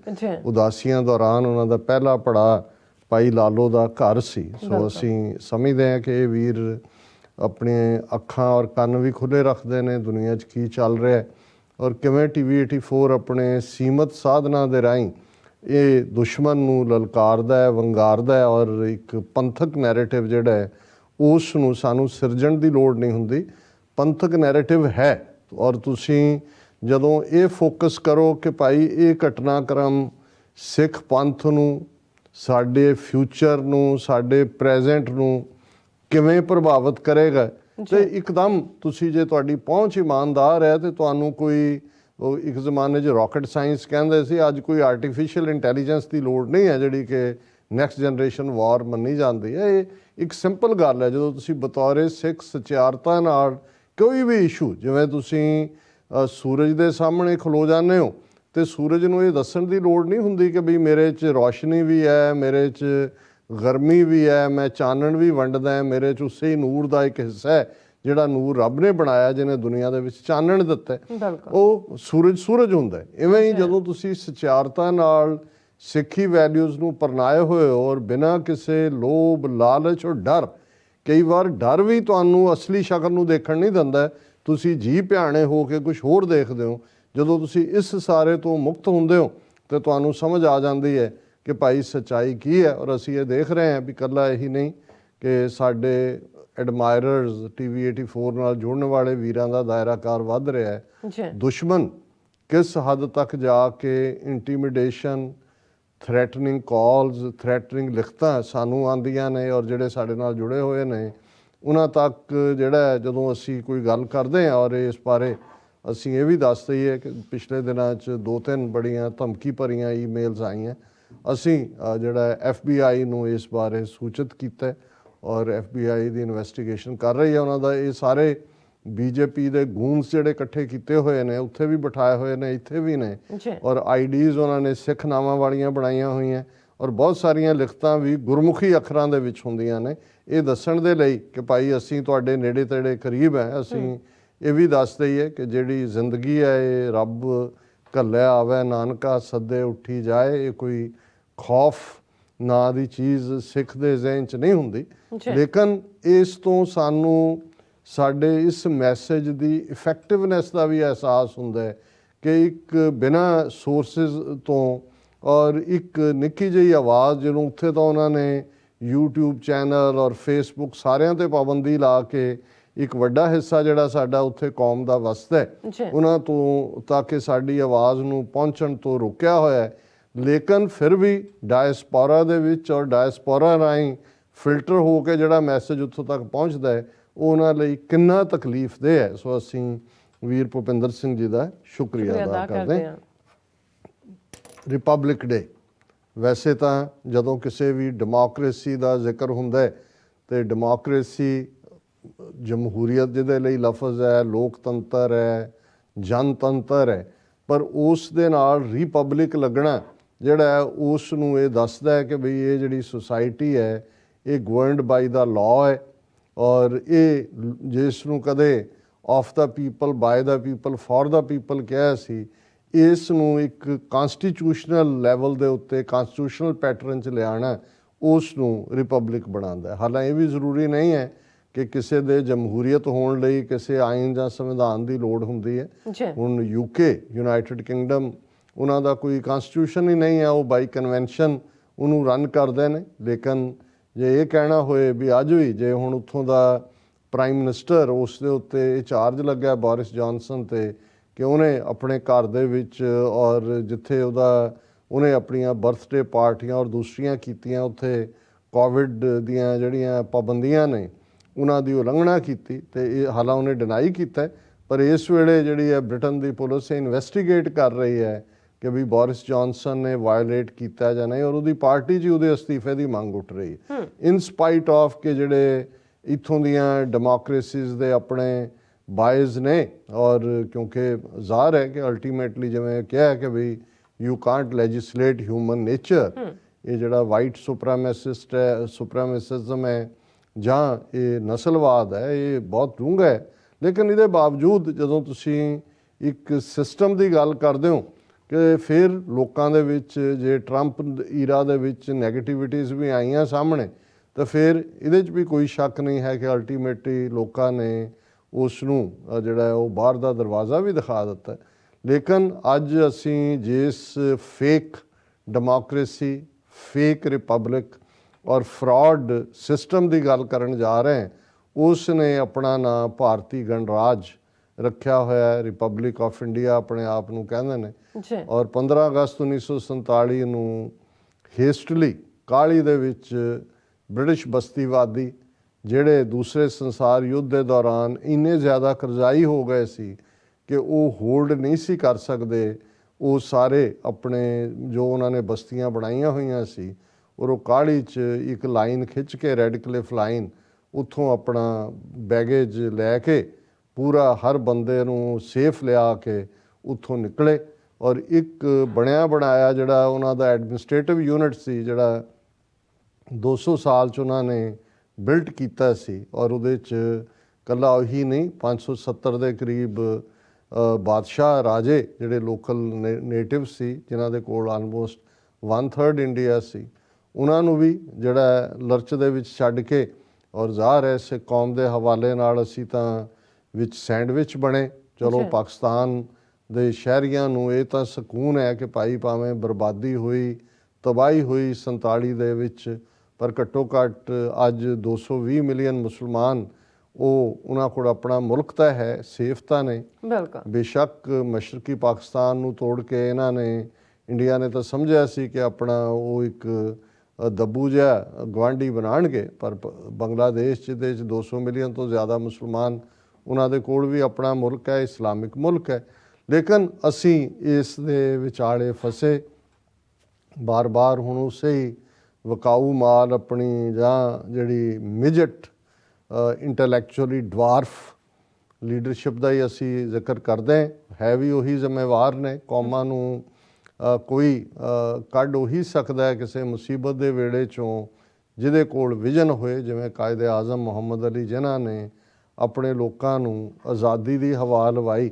ਲੇਕਿਨ ਸਾਡੀ ਲੀਡਰਸ਼ਿਪ ਜਿਹੜੀ ਹੈ ਉਹ ਕਾਂਗਰਸ ਦੀ ਸਪੈਲ ਦੇ ਥੱਲੇ ਦੇਖ ਹੀ ਨਹੀਂ ਸਕੀ ਕਿ ਸਾਹਮਣੇ ਕੀ ਹੋਏਗਾ ਔਰ ਕੀ ਫਿਊਚਰ ਹੋਏਗਾ ਕੌਮ ਦਾ। ਉਹਨਾਂ ਦੇ ਵਾਅਦਿਆਂ ਲਾਰਿਆਂ, ਉਹਨਾਂ ਦੇ ਪ੍ਰੋਮਿਸਿਸ, ਉਹਨਾਂ ਦੇ ਰੈਜ਼ੋਲੂਸ਼ਨਸ ਦੇ ਉੱਤੇ ਇਤਬਾਰ ਕਰਕੇ ਉਹਨਾਂ ਨੇ ਆਪਣੀ ਕਿਸਮਤ ਭਾਰਤ ਦੇ ਨਾਲ ਜੋੜੀ। ਔਰ ਅਸੀਂ ਅਕਸਰ ਜ਼ਿਕਰ ਕਰਦੇ ਹਾਂ ਕ੍ਰਿਮੀਨਲ ਟਰਾਈਬ ਐਲਾਨਣ ਵਾਲਾ ਸਰਕੂਲਰ ਤਾਂ ਕੁਝ ਹਫ਼ਤਿਆਂ ਦੇ ਵਿੱਚ ਹੀ ਆ ਜਾਂਦਾ, ਪਰ ਫਿਰ ਵੀ ਇੱਕ ਹੋਪ ਸੀ ਕਿ ਜਦੋਂ ਉਹਨਾਂ ਦੀ ਆਇਨ ਸਾਜ਼ ਅਸੈਂਬਲੀ, ਕੌਂਸਟੀਟਿਊਐਂਟ ਅਸੈਂਬਲੀ ਜਿਹੜੀ 1946 ਤੋਂ ਜਿਹਦੀ ਕਾਰਵਾਈ ਸ਼ੁਰੂ ਹੋ ਚੁੱਕੀ ਸੀ, ਉਹ ਫਾਈਨਲ ਕਨਸਟੀਟਿਊਸ਼ਨ ਬਣਾਏਗੀ, ਸੰਵਿਧਾਨ ਬਣਾਏਗੀ, ਤੇ ਜੋ ਇਕਰਾਰ, ਜੋ ਪ੍ਰੋਮਿਸਿਸ ਸਾਡੇ ਨਾਲ ਕਾਂਗਰਸ ਨੇ as a party, Gandhi, Nehru ਨੇ ਜਿਹੜੀਆਂ ਕਮਿਟਮੈਂਟਸ ਪਬਲਿਕ 'ਚ ਦਿੱਤੀਆਂ ਹੋਈਆਂ ਨੇ ਉਹਨਾਂ ਨੂੰ ਆਨਰ ਕੀਤਾ ਜਾਏਗਾ। ਲੇਕਿਨ ਜਿਹੜਾ ਦਿਨ 26 ਜਨਵਰੀ 1950 ਦਾ ਜਿਸ ਦਿਨ ਇਹ ਕਨਸਟੀਟਿਊਸ਼ਨ ਲਾਗੂ ਕੀਤਾ ਜਾਂਦਾ ਹੈ, ਉਹ ਸਾਰੇ 2 ਸਾਲ ਦੇ ਪੀਰੀਅਡ 'ਚ ਇਹ ਗੱਲ ਬਿਲਕੁਲ ਜ਼ਾਹਰ ਹੋ ਗਈ। ਦੋ ਜਿਹੜੇ ਸਿੱਖ ਨੁਮਾਇੰਦੇ ਕਨਸਟੀਟਿਊਐਂਟ ਅਸੈਂਬਲੀ ਦੇ ਵਿੱਚ ਸਨ, ਸਰਦਾਰ ਭੁਪਿੰਦਰ ਸਿੰਘ ਮਾਨ ਔਰ ਸਰਦਾਰ ਹੁਕਮ ਸਿੰਘ, ਕਿ ਇੱਥੇ ਤਾਂ ਹਰ ਫੈਸਲਾ ਮੈਜੋਰਿਟੀ ਦੇ ਨਾਲ ਲਿਆ ਜਾ ਰਿਹਾ ਹੈ ਔਰ ਮੈਜੋਰਿਟੀ ਕਾਂਗਰਸ ਦੇ ਉਹਨਾਂ ਹੀ ਲੋਕਾਂ ਦੀ ਸੀ ਜਿਹੜੇ ਸਿੱਖਾਂ ਨੂੰ ਹਿੰਦੂਆਂ ਦਾ ਹੀ ਹਿੱਸਾ ਬਣਾ ਕੇ ਰੱਖਣਾ ਚਾਹੁੰਦੇ ਸੀ। ਔਰ ਨਤੀਜੇ ਦੇ ਤੌਰ 'ਤੇ ਦੋਨੋਂ ਹੀ ਨੁਮਾਇੰਦੇ ਜਿਨ੍ਹਾਂ ਨੇ ਭਾਰਤੀ ਕਨਸਟੀਟਿਊਸ਼ਨ ਦੇ ਡਰਾਫਟ 'ਤੇ ਦਸਤਖਤ ਕਰਨ ਤੋਂ ਨਾ ਕੀਤੀ, ਉਹਨਾਂ ਨੇ ਕਿਹਾ, ਜਿਹੜਾ ਔਨ ਰੈਕਰਡ ਹੈ, ਕਿ ਇਹ ਸਿੱਖਾਂ ਨਾਲ ਕੀਤਾ ਗਿਆ ਵਿਸਾਖਾਤ ਹੈ, ਸਿੱਖਾਂ ਨਾਲ ਕੀਤਾ ਗਿਆ ਧੋਖਾ ਹੈ, ਸਿੱਖਾਂ ਨਾਲ ਕੀਤੇ ਗਏ ਇਕਰਾਰਾਂ ਤੋਂ ਮੁਨਕਰ ਹੋਣਾ ਔਰ ਅਸੀਂ ਇਸ ਸੰਵਿਧਾਨ ਨੂੰ ਨਕਾਰਦੇ। ਸੋ ਉਹਨਾਂ ਨੇ ਇਸ ਦੇ ਉੱਤੇ ਦਸਤਖਤ ਨਹੀਂ ਕੀਤੇ। ਔਰ ਅਕਸਰ ਜਿਹੜੀ ਟਰਮ ਮੈਂ ਇਸਤੇਮਾਲ ਕਰਦਾ ਕਿ ਡੀ ਫੈਕਟੋ ਭਾਵੇਂ ਅਸੀਂ ਭਾਰਤ ਦੇ ਨਕਸ਼ੇ 'ਚ ਕਹਿ ਦੇं, ਪਰ ਡੀ ਜੂਰਿਸ ਕਾਨੂੰਨੀ ਤੌਰ 'ਤੇ ਸਾਡੇ 'ਤੇ ਤਾਂ ਇਹ ਲਾਗੂ ਹੀ ਨਹੀਂ ਹੁੰਦਾ, ਕਿਉਂਕਿ ਅਸੀਂ ਇਸ ਸੰਵਿਧਾਨ ਨੂੰ ਮੰਨਿਆ ਹੀ ਨਹੀਂ ਹੋਇਆ। ਇਹੀ ਕਾਰਨ ਹੈ ਕਿ 26 ਜਨਵਰੀ 1950 ਨੂੰ ਜਦੋਂ ਰਿਪਬਲਿਕ ਡੇ ਪਹਿਲਾਂ ਮਨਾਇਆ ਗਿਆ, ਭਾਰਤ ਭਰ ਦੇ ਵਿੱਚ ਸੈਲੀਬ੍ਰੇਸ਼ਨ ਸੀ ਔਰ ਸਿੱਖ ਲੀਡਰਸ਼ਿਪ ਨੇ, ਅਕਾਲੀ ਲੀਡਰਸ਼ਿਪ ਜਿਹਨੇ 47 ਦੇ ਵਿੱਚ ਧੋਖਾ ਖਾਧਾ, ਇਸ ਵਾਰ ਉਹਨਾਂ ਨੇ ਸਿੱਖ ਕੌਮ ਨੂੰ ਵਾਰਨ ਕੀਤਾ ਕਿ ਭਾਈ ਇਹ ਸਾਡੇ ਨਾਲ ਵੱਡਾ ਧੋਖਾ ਹੈ। ਆਪਣੇ ਘਰਾਂ ਦੇ ਬਾਹਰ ਕਾਲੇ ਝੰਡੇ ਲਹਿਰਾਓ, ਸਿੰਘ ਸਿੰਘਣੀਆਂ, ਕਾਲੀਆਂ ਦਸਤਾਰਾਂ ਔਰ ਕਾਲੀਆਂ ਚੁੰਨੀਆਂ ਦੇ ਨਾਲ ਇਸ ਨੂੰ ਪ੍ਰੋਟੈਸਟ ਡੇ ਵਜੋਂ, ਕਾਲੇ ਦਿਨ ਵਜੋਂ ਮਨਾਇਆ ਜਾਏ। ਔਰ ਇਹ ਜਦੋਂ ਅੱਜ ਅਸੀਂ ਗੱਲ ਕਰ ਰਹੇ ਹਾਂ, ਇਸ ਰਿਪਬਲਿਕ ਡੇ ਦੀ ਈਵ ਹੈ ਆਲਰੇਡੀ ਦਿੱਲੀ ਦੇ ਵਿੱਚ, ਜਿੱਥੇ ਕਿ ਜਿਹੜੀ ਹੈ ਉਹ ਪੈਰੇਡ ਹੋਣ ਜਾ ਰਹੀ ਹੈ ਰਿਪਬਲਿਕ ਡੇ ਦੀ। ਔਰ ਭਾਰਤ ਦੇ ਵਿੱਚ ਹੀ ਨਹੀਂ, ਜੋ ਦੁਨੀਆ ਭਰ 'ਚ ਜਿੱਥੇ ਜਿੱਥੇ ਇਹਨਾਂ ਦੀਆਂ ਐਮਬੈਸੀਆਂ, ਕੌਂਸੂਲੇਟ ਨੇ, ਉਹਨਾਂ ਦੇ ਵਿੱਚ ਤਿਰੰਗਾ ਲਹਿਰਾਇਆ ਜਾਏਗਾ। ਪਰ ਜੇ ਇਸ 73 ਸਾਲ ਦੇ ਵਿੱਚ ਭਾਰਤ 'ਚ ਬੈਡ ਟੂ ਵਰਸਟ ਸਿਚੁਏਸ਼ਨ ਬਣੀ ਦਿੱਲੀ ਤਖਤ ਦੇ ਉੱਤੇ ਵੀਜ਼ਾ ਵੀ ਸਿੱਖਸ, ਅਤੇ ਸਿੱਖਾਂ ਨੇ ਵੀ ਜਿਹੜਾ ਹੈ ਉਹ ਆਪਣੀ ਸਪਿਰਿਟ ਨੂੰ ਕਾਇਮ ਰੱਖਦੇ ਆ, ਗੁਰੂ ਦੇ ਉੱਤੇ ਭਰੋਸਾ ਕਰਦੇ ਆ, ਇਸ ਧੋਖੇ ਨੂੰ ਸਮਝਦੇ ਆ ਕਿ ਧੋਖਾ ਹੋਇਆ। ਔਰ ਫਿਰ ਜੂਨ ਦੇ ਪਹਿਲੇ ਹਫ਼ਤੇ 1984 'ਚ ਟੈਂਕਾਂ ਤੋਪਾਂ ਨਾਲ ਹਮਲੇ ਤੋਂ ਬਾਅਦ ਜਿਹੜੀ ਸਿੱਖਾਂ ਦੇ ਖਿਲਾਫ ਟੋਟਲ ਵਾਰ ਦੀ ਡੈਕਲੇਰੇਸ਼ਨ ਸੀ, ਸਿੱਖ ਕੌਮ ਨੇ ਆਪਣਾ ਆਜ਼ਾਦ ਨੇਸ਼ਨ ਖਾਲਿਸਤਾਨ ਬਣਾਉਣ ਦਾ ਜਿਹੜਾ ਰਿਜ਼ੋਲਵ ਹੈ, ਉਹ ਸਰਬੱਤ ਖਾਲਸਾ ਜਿਹੜਾ 26 ਜਨਵਰੀ 1986 ਨੂੰ ਹੁੰਦਾ ਹੈ, ਅਕਾਲ ਤਖਤ ਸਾਹਿਬ ਜਿਹਨੂੰ ਖੰਡਰਾਤ ਬਣਾਇਆ ਹੋਇਆ ਸੀ, ਉਸ ਦੇ ਤਾਬਿਆ। ਔਰ ਇਸੇ ਹੀ ਸਰਬੱਤ ਖਾਲਸਾ ਵੱਲੋਂ 5 ਮੈਂਬਰੀ ਪੰਥਕ ਕਮੇਟੀ ਬਣਾਈ ਜਾਂਦੀ ਹੈ ਬਾਬਾ ਗੁਰਬਚਨ ਸਿੰਘ ਮਾਨੋਚਾਲ ਦੀ ਅਗਵਾਈ 'ਚ। ਔਰ ਇਹੀ 5 ਮੈਂਬਰੀ ਪੰਥਕ ਕਮੇਟੀ 29 ਅਪ੍ਰੈਲ 1986 ਨੂੰ ਆਜ਼ਾਦ ਦੇਸ਼ ਖਾਲਿਸਤਾਨ ਦਾ ਐਲਾਨਨਾਮਾ ਜਾਰੀ ਕਰਦੀ ਹੈ, ਡੈਕਲੇਰੇਸ਼ਨ ਆਫ ਇੰਡੀਪੈਂਡੈਂਸ, ਜਿਹਦੇ ਮੁੱਢਲੇ ਇਹ ਲਫ਼ਜ਼ ਨੇ ਕਿ ਅੱਜ ਤੋਂ ਖਾਲਸੇ ਦਾ ਆਪਣਾ ਘਰ ਖਾਲਿਸਤਾਨ ਹੋਵੇਗਾ, ਜਿੱਥੇ ਖਾਲਸੇ ਦੀਆਂ ਚੌਂਕੀਆਂ, ਝੰਡੇ ਬੁੰਗੇ ਜੁਗੋ ਜੁਗ ਅਟਲ ਹੋਣਗੇ ਅਤੇ 10 ਨੋਹਾਂ ਦੀ ਕਿਰਤ ਕਮਾਈ ਕਰਨ ਵਾਲਿਆਂ ਦਾ ਰਾਜ ਭਾਗ 'ਤੇ ਪੂਰਾ ਕੰਟਰੋਲ ਹੋਵੇਗਾ। ਸੋ ਉਸ ਦਿਨ ਤੋਂ ਸਾਡੀ ਸਟਰਗਲ ਖਾਲਿਸਤਾਨ ਦੀ ਕਾਇਮੀ ਲਈ ਹੈ। ਔਰ ਇਹ ਸਾਰੇ ਸਫ਼ਰ ਦੇ ਵਿੱਚ ਜਿੱਥੇ ਲੱਖਾਂ ਦੀ ਗਿਣਤੀ 'ਚ, ਇੱਕ ਅੰਦਾਜ਼ੇ ਮੁਤਾਬਕ 1.5 ਲੱਖ ਤੋਂ ਜ਼ਿਆਦਾ ਕੌਮ ਦੇ ਸਿੰਘਾਂ ਸਿੰਘਣੀਆਂ ਨੇ ਆਪਣੇ ਸਰੀਰਾਂ ਦੇ ਨਜ਼ਰਾਨੇ ਇਸ ਆਜ਼ਾਦੀ ਨੂੰ ਹਾਸਲ ਕਰਨ ਦੇ ਲਈ, ਖਾਲਿਸਤਾਨ ਦੀ ਲਿਬਰੇਸ਼ਨ ਦੇ ਲਈ ਭੇਟ ਕੀਤੇ ਨੇ, ਉੱਥੇ ਅੱਜ ਵੀ ਇਹ ਸੰਘਰਸ਼ ਬਰਾਬਰ ਜਾਰੀ ਹੈ। ਔਰ ਇਸ ਸਾਰੇ 26 ਜਨਵਰੀ ਦੇ ਇਤਿਹਾਸ ਦੇ ਵਿੱਚ ਇੱਕ ਸੁਨਹਿਰੀ ਚੈਪਟਰ 26 ਜਨਵਰੀ 2021 ਨੂੰ ਜੁੜਿਆ, ਜਦੋਂ ਕਿ ਕੌਮ ਦੇ ਅਣਖੀ ਗੱਭਰੂਆਂ ਨੇ ਵਿਕਾਊ ਮਾਲ ਜਿਹੜੀ ਲੀਡਰਸ਼ਿਪ ਸਿੰਘੂ ਬਾਰਡਰ ਤੇ ਬੈਠੀ ਕਦੇ ਹਨੇਰਾ ਤੇ ਕਦੇ ਚਾਨਣ ਵਿਖਾ ਰਹੀ ਸੀ, ਉਹਨਾਂ ਨੂੰ ਜਿਹੜਾ ਉਹਨਾਂ ਦੀ ਔਕਾਤ ਦੱਸਦਿਆਂ ਲਾਲ ਕਿਲੇ ਤੱਕ ਪਹੁੰਚ ਕੇ ਲਾਲ ਕਿਲੇ ਦੇ ਉੱਤੇ ਜਿਹੜਾ ਉਹ ਆਪਣਾ ਕੇਸਰੀ ਪਰਚਮ ਲਹਿਰਾਇਆ। ਇਹ ਸਿੰਬੋਲਿਜ਼ਮ ਹੀ ਹੁੰਦਾ ਹੈ। ਔਰ ਕਈ ਵਾਰ ਕਈ ਚੀਜ਼ਾਂ ਜਿਹੜੀਆਂ ਤੁਹਾਨੂੰ ਇੱਕਦਮ ਖਿੱਚਦੀਆਂ ਨੇ, ਹੁਣ ਸ਼ਾਹ ਮੁਹੰਮਦ ਦਾ ਜੰਗਨਾਮਾ ਸਿੰਘਾਂ ਫਰੰਗੀਆਂ ਜਦੋਂ ਅਸੀਂ ਪੜ੍ਹਦੇ ਹਾਂ, ਔਰ ਬੇਸ਼ੱਕ ਉਸ ਦਾ ਮੁੱਢਲਾ ਨਾਂ ਜੰਗ ਹਿੰਦ ਪੰਜਾਬ ਸੀ, ਤੇ ਉਹ ਸ਼ਾਹ ਮੁਹੰਮਦ ਸਮਝਦਾ ਸੀ ਉਸ ਜ਼ਮਾਨੇ, ਜਦੋਂ ਅਸੀਂ 1846 ਦੀ ਗੱਲ ਕਰ ਰਹੇ ਕਿ ਸਿੱਖ ਫੌਜ ਦੇ ਵਿੱਚ, ਸਿੱਖ ਕੌਮ ਦੇ ਵਿੱਚ ਇਹ ਕੈਪੇਬਿਲਿਟੀ ਹੈ। ਇਹ ਤਾਂ ਵੱਖਰੀ ਗੱਲ ਹੈ ਜੇ ਉਹੀ ਸ਼ਾਹ ਮੁਹੰਮਦ ਇਹ ਕਹਿੰਦਾ ਕਿ ਸ਼ਾਹ ਮੁਹੰਮਦ ਦਾ ਇੱਕ ਸਰਕਾਰ ਬਾਜੋਂ ਫੌਜਾਂ ਜਿੱਤ ਕੇ ਅੰਤ ਨੂੰ ਹਾਰੀਆਂ ਨਹੀਂ, ਪਰ ਜਦੋਂ ਉਹ ਫੌਜ ਲਾਹੌਰ ਤੋਂ ਮਾਰਚ ਕਰਦੀ ਹੈ ਔਰ ਸਤਲੁਜ ਕ੍ਰਾਸ ਕਰਦੀ ਹੈ, ਤੇ ਸ਼ਾਹ ਮੁਹੰਮਦ ਨੇ ਕਿਹਾ ਸੀ, ਚੜੀ ਸਭ ਪੰਜਾਬ ਦੀ ਬਾਦਸ਼ਾਹੀ, ਨਹੀਂ ਦਲਾਂ ਦਾ ਅੰਤ ਸ਼ੁਮਾਰ ਮੀਆਂ, ਸ਼ਾਹ ਮੁਹੰਮਦ ਦਾ ਕਿਸੇ ਨਾ ਅਟਕਣ ਆਈ, ਸਿੰਘ ਲੈਣਗੇ ਦਿੱਲੀ ਨੂੰ ਮਾਰ ਮੀਆਂ। ਹੁਣ ਇਹ ਸ਼ਾਹ ਮੁਹੰਮਦ ਨੂੰ ਪਤਾ ਹੈ ਵੀ ਇਹ ਸਿੰਘਾਂ ਦੀ ਕੌਮ 'ਚ, ਸਿੰਘਾਂ ਦੀ ਫੌਜ ਦੇ ਵਿੱਚ ਇੱਕ ਕੈਪੇਬਿਲਿਟੀ ਹੈ ਕਿ ਕੋਈ ਇਹਨਾਂ ਦੇ ਸਾਹਮਣੇ ਅੜ ਨਹੀਂ ਸਕਦਾ। ਅਲਟੀਮੇਟਲੀ ਇਹ ਦਿੱਲੀ ਨੂੰ ਮਾਰਨਗੇ। ਦਿੱਲੀ ਨੂੰ ਮਾਰਨ ਦਾ ਮਤਲਬ ਇਹ ਪੁਰਾਤਨ ਪੰਜਾਬੀ 'ਚ ਫਤਹ ਕਰਨਾ ਨੂੰ ਕਹਿੰਦੇ, ਮੈਦਾਨ ਮਾਰ ਲਿਆ। ਇਹ ਲੈਂਗੁਏਜ ਸੀ ਕਿ ਮੈਦਾਨ ਫਤਹ ਕਰ ਲਿਆ। ਸੋ ਇਹ ਜੇ ਸ਼ਾਹ ਮੁਹੰਮਦ ਨੂੰ ਉਦੋਂ ਇਹ ਯਕੀਨ ਸੀ, ਤਾਂ ਸਾਡੇ ਅੱਜ ਦੇ ਗੱਭਰੂਆਂ ਨੇ ਵੀ ਇਹਦੇ ਬਾਵਜੂਦ ਕਿ ਇਸ ਨੂੰ ਕਿਸੇ ਸਾਜ਼ਿਸ਼ ਨਾਲ ਜੋੜ ਕੇ ਕੋਈ ਕਿਸੇ ਔਰ ਹੋਰ ਪਾਸੇ ਜੋੜ ਕੇ ਦੇਖਿਆ ਜਾਂਦਾ, ਪਰ ਅਸੀਂ ਉਹਦੀ ਪੋਜ਼ਿਟਿਵ ਸਾਈਡ ਦੇਖਦੇ ਹਾਂ ਕਿ 26 ਜਨਵਰੀ 2021 ਨੂੰ ਇਹ ਯਾਦ ਦਹਾਨੀ ਹੋਏਗੀ ਕਿ ਜਿਵੇਂ 1783 ਦੇ ਵਿੱਚ ਸਰਦਾਰ ਬਘੇਲ ਸਿੰਘ ਔਰ 30,000 ਖਾਲਸਾ ਫੌਜ ਨੇ ਲਾਲ ਕਿਲੇ ਤੇ ਝੰਡਾ ਝੁਲਾਇਆ ਸੀ, ਇਵੇਂ ਹੀ ਸਾਡੇ ਗੱਭਰੂ ਜੁਗਰਾਜ ਸਿੰਘ ਨੇ ਜਿਹੜਾ 26 ਜਨਵਰੀ 2021 ਨੂੰ ਲਾਲ ਕਿਲੇ ਦੇ ਉੱਤੇ ਕੇਸਰੀ ਪਰਚਮ ਝੁਲਾਇਆ। ਸੋ ਅਸੀਂ ਸਮਝਦੇ ਹਾਂ ਵੀ ਇੱਕ ਹਿਸਟਰੀ ਰਚੀ ਗਈ ਹੈ। ਔਰ ਇਸ ਗੱਲ ਦਾ ਧਿਆਨ ਰਹੇ ਕਿ ਜਦੋਂ ਅਸੀਂ ਕੱਲ੍ਹ ਦੇ ਹਵਾਲੇ ਨਾਲ ਗੱਲ ਕਰ ਰਹੇ ਹਾਂ, ਦੁਨੀਆ ਭਰ ਦੇ ਵਿੱਚ ਖਾਲਿਸਤਾਨੀ ਝੰਡਿਆਂ ਦੇ ਨਾਲ ਪ੍ਰੋਗਰਾਮ ਲਿਖੇ ਗਏ ਨੇ ਕਿ ਭਾਈ ਸਿੱਖਸ ਫਾਰ ਜਸਟਿਸ ਵੱਲੋਂ ਵੈਨਕੂਵਰ ਦੇ ਵਿੱਚ ਵੀ, ਵਾਸ਼ਿੰਗਟਨ DC 'ਚ ਵੀ, ਔਰ ਇਸੇ ਤਰ੍ਹਾਂ ਬਾਕੀ ਮੁਲਕਾਂ ਦੇ ਵਿੱਚ ਵੀ, ਜਰਮਨੀ ਦੇ ਵਿੱਚ ਵੀ, ਜਿਨ੍ਹਾਂ ਨੂੰ ਇੰਡੀਅਨ ਗੌਰਮੈਂਟ ਨੇ ਡਿਕਲੇਅਰ ਕੀਤਾ ਹੋਇਆ ਕਿ ਜੀ ਇਹ ਦਹਿਸ਼ਤਗਰਦ ਨੇ ਔਰ ਦੂਸਰੇ ਨੇ, ਉਹੀ ਝੰਡੇ ਝੁਲਾਉਣਗੇ ਖਾਲਿਸਤਾਨ ਦੇ। ਔਰ ਵਾਸ਼ਿੰਗਟਨ DC 'ਚ ਕੱਲ੍ਹ ਜਿਹੜਾ ਉਹ 11 ਵਜੇ ਤੋਂ 2 ਵਜੇ ਤੱਕ ਜਿਹੜਾ ਇਹ ਝੰਡਾ ਝੁਲਾਉਣ ਦਾ, ਔਰ ਜਿਹਦੇ 'ਚ ਬਲੈਕ ਡੇ ਪ੍ਰੋਟੈਸਟ ਉਹਦਾ ਹਿੱਸਾ ਹੀ ਹੁੰਦਾ, ਉਹ ਹੋਏਗਾ। ਔਰ ਇਸੇ ਤਰ੍ਹਾਂ ਅਸੀਂ ਇਹ ਦੱਸਦੇ ਹੀ ਹੈ ਕਿ ਜਿਉਂ ਹੀ ਇਹ ਪ੍ਰੋਗਰਾਮ ਖਤਮ ਹੋਏਗਾ 9 ਵਜੇ ਖਬਰਾਂ ਹੁੰਦੀਆਂ ਨੇ ਅੱਧੇ ਘੰਟੇ ਦੀਆਂ, ਔਰ 26 ਜਨਵਰੀ ਦੇ ਹਵਾਲੇ ਨਾਲ ਇੱਕ ਪੈਨਲ ਡਿਸਕਸ਼ਨ ਵੀ ਹੋਏਗੀ, ਜਿਹਦੇ 'ਚ ਵਰਲਡ ਸਿੱਖ ਪਾਰਲੀਮੈਂਟ ਦੇ ਕੋਆਰਡੀਨੇਟਰ ਸਰ ਹਿੰਮਤ ਸਿੰਘ ਔਰ ਸਰ ਬਲਜਿੰਦਰ ਸਿੰਘ, ਜਿਹੜੇ ਵਰਲਡ ਸਿੱਖ ਪਾਰਲੀਮੈਂਟ ਦੇ ਹਿਊਮਨ ਰਾਈਟਸ ਕਮੇਟੀ ਦੇ ਸਪੋਕਸਪਰਸਨ ਨੇ, ਔਰ ਮੈਂ ਵੀ ਸ਼ਾਮਲ ਹੋਵਾਂਗਾ। ਅਸੀਂ ਐਨਾਲਾਈਜ਼ ਵੀ ਕਰਾਂਗੇ ਕਿ ਇਹਨਾਂ 72-73 ਸਾਲਾਂ ਦੇ ਵਿੱਚ ਸਿੱਖ ਕੌਮ ਕਿੱਥੋਂ ਤੁਰੀ, ਕਿੱਥੇ ਆ ਕੇ ਖੜੀ ਹੈ। ਔਰ ਜਿਵੇਂ ਸਾਨੂੰ ਮੌਂਟਰੀਆਲ ਤੋਂ ਸਾਡੇ ਬਿਊਰੋ ਚੀਫ ਵੀਰ ਮਨਵੀਰ ਸਿੰਘ ਹੋਰਾਂ ਨੇ ਸੂਚਿਤ ਕੀਤਾ ਕਿ ਕੱਲ੍ਹ 2 ਇਵੈਂਟਸ, ਇੱਕ ਆਟਵਾ ਦੇ ਵਿੱਚ ਔਰ ਇੱਕ ਟੋਰਾਂਟੋ ਦੇ ਵਿੱਚ ਹੈ। ਔਰ ਜਿਹੜੀ ਆਟਵਾ ਦੇ ਵਿੱਚ ਜਿਹੜੀ ਹੈ 1 ਤੋਂ 3 ਵਜੇ ਤੱਕ ਵਸਾ ਘਾਤ ਰੈਲੀ, ਕਿ ਇਹ ਜਿਹੜਾ ਸਾਡੇ ਨਾਲ ਧੋਖਾ ਕੀਤਾ ਹੈ, ਵਸਾ ਸਾਡਾ ਘਾਤ ਕੀਤਾ ਹੈ ਵਸਾ ਦਾ, ਇਹ ਦੁਪਹਿਰੇ 1 ਤੋਂ 3 ਵਜੇ ਤੱਕ ਆਟਵਾ 'ਚ ਜਿਹੜੀ ਹੈ ਉਹ ਹੋਏਗੀ।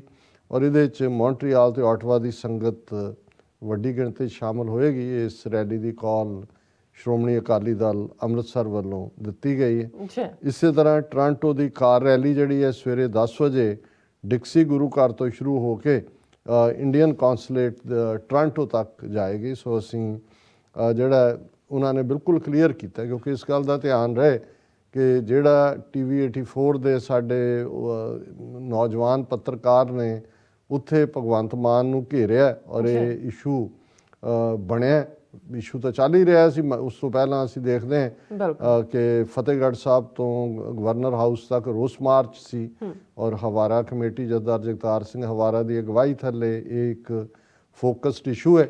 ਪਰ ਇਹਨੂੰ ਹੋਰ ਵੀ ਫਲਿੱਪ ਮਿਲਿਆ, ਆਮ ਆਦਮੀ ਪਾਰਟੀ ਐਕਸਪੋਜ਼ ਹੋਈ ਔਰ ਈਵਨ ਪਿਛਲੇ ਕੱਲ੍ਹ ਜਦੋਂ ਦਰਬਾਰ ਸਾਹਿਬ ਦੇ ਦਰਸ਼ਨਾਂ ਲਈ ਭਗਵੰਤ ਮਾਨ ਆਇਆ ਤੇ ਸਾਡੇ TV 84 ਦੇ ਇੱਕ ਹੋਰ ਰਿਪੋਰਟਰ ਨੇ ਜਾ ਕੇ ਫਿਰ ਭਗਵੰਤ ਮਾਨ ਨੂੰ ਘੇਰਿਆ ਤੇ ਇਸ ਵਾਰ ਉਹ ਉਵੇਂ ਐਕਸਪੋਜ਼, ਉਹਨੂੰ ਜੱਫੀ ਪਾ ਕੇ ਨਾਲ ਤੋਰ ਲਿਆ ਪਰ ਜਵਾਬ ਨਹੀਂ ਦਿੱਤਾ ਹੈ। ਉਹ ਕਹਿੰਦਾ ਹੀ ਰਿਹਾ ਵੀ ਜਵਾਬ ਤਾਂ ਦੇ ਜਾਓ, ਜਵਾਬ ਤਾਂ ਦੇ ਜਾਓ।